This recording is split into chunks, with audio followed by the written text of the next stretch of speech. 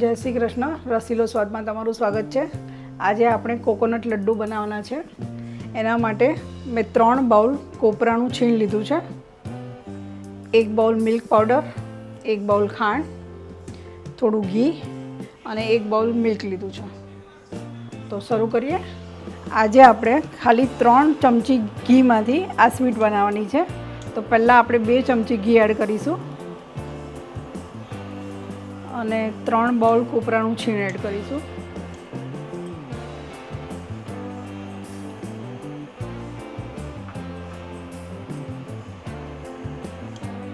હવે એને થોડું શેકી લઈશું. આપણે કોપરાનો કલર ચેન્જ નથી થવા દેવાનો, એટલે 2 જ મિનિટ આપણે એને શેકાવા દઈશું અને પછી દૂધ એડ કરી દઈશું. 1 બાઉલ દૂધ લીધું છે મલાઈવાળું, એ એડ કરી દઈશું. હવે 1 નાનો બાઉલ ખાંડ એડ કરીશું.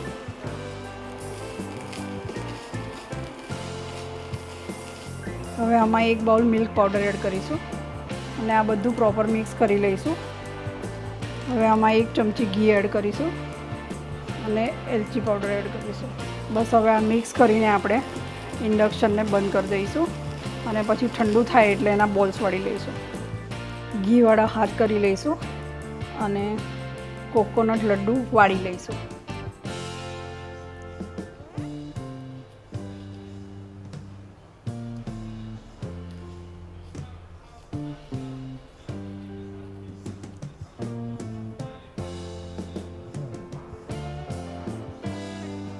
અને એને આ કોપરાના છીણમાં કોટ કરી લઈશું.